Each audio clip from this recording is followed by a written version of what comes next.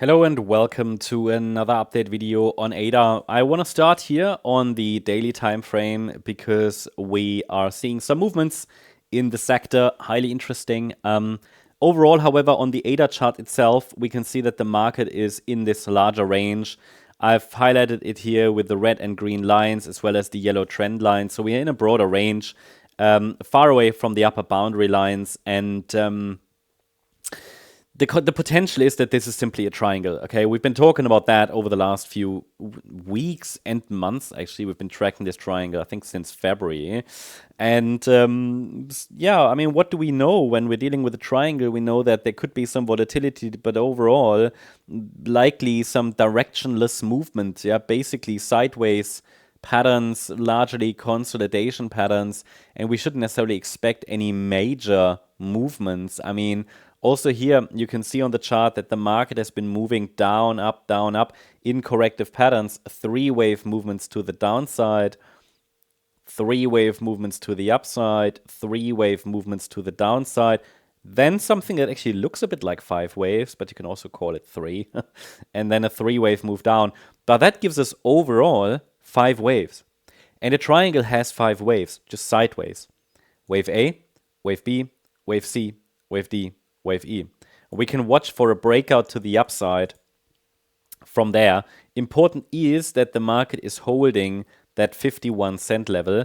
That's the invalidation point around these previous swing lows, because a triangle is a sequence in which lower highs and higher lows are forming. So what we're tracking when we're dealing with a triangle is essentially this sequence of higher lows and lower highs. And if the price breaks that pattern, it means that something different is unfolding. So in that case, we would know it can't be a triangle. It must be something different. What could it be if we break below the 51 cent level?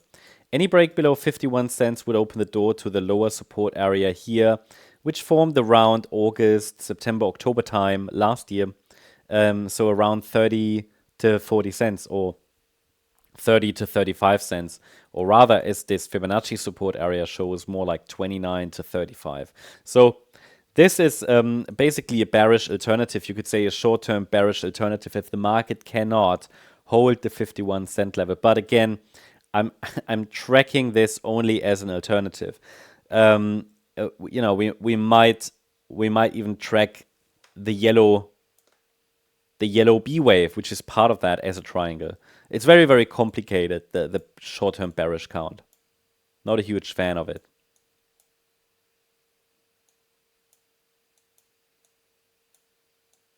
But again, that doesn't really matter so much. The idea is that we're working likely here on the triangle internally in a 4th wave. So my based on what I see in the structures, on the charts, based on the microstructure as well, I'm rather leaning to higher prices, yeah. But please note that we need to get a break above this trend line, and we need to get a break above this green line at around $1.18. This is really critical. As long as we're holding 51 cents, I think the reward to risk ratio is quite positive on the long side. If we get a breakout to the upside, the next levels are $1.42, but ideally we would stretch higher to $1.72, maybe in this 5th wave, even $2.36. I mean, this would be kind of ideal. Please note that in the bearish count, if we really break below that level, all of this, you know, after an initial 5-wave move up into the March 2024 highs, everything afterwards just ended up as a correction, right? So it would all be part of a correction. So not ideal, not preferred. And please note that in crypto, look, these rallies, they happen at an instant. I mean, it takes maybe then, there's 1 or 2 nice weeks, maybe 3, maybe 4, that's it. And then you get these several months-long corrections. So the next rally could just be a short rally, swift, rapid, don't be caught out by it. And then we'll likely get some sort of a major correction again. So yeah, that's the larger time frame on the ADA chart. Shorter time frame wise, I mean, I can call that already 5 waves up. We talked about that yesterday. A 5-wave move up here, which might have topped yesterday around 68 cents. just below the ideal target of 68.5, but we do have visually 5 waves up of wave 1. So this is internally, yeah. If we say the triangle might be complete, a 5-wave move up is the first evidence it is. Then we had a 3-wave pullback into support, just holding above the 38.2 retracement. Important is just that, I mean, the market might dip back into it, yeah. Market might test support again. It might test, I don't know, 64.8, 64.2, or 63.2 cents.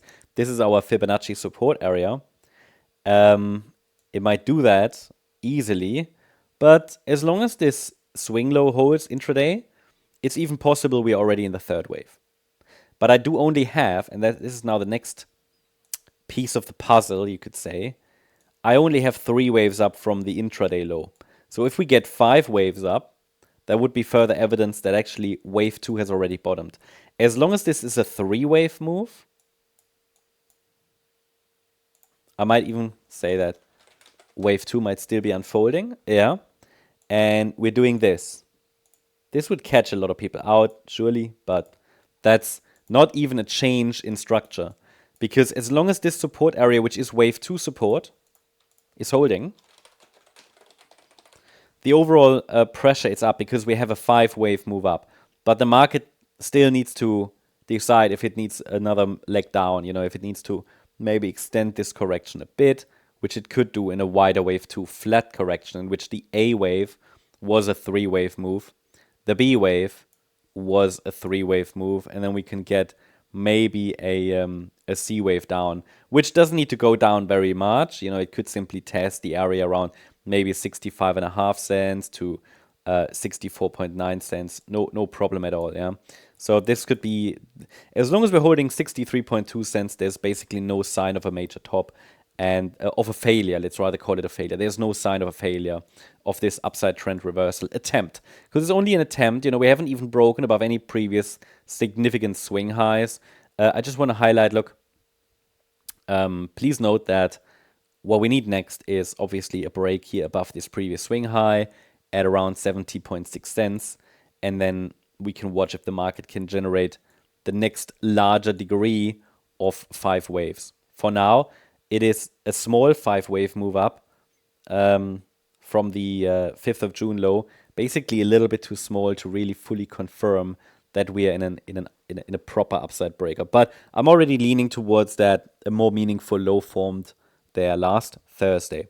That should give you all the levels for today.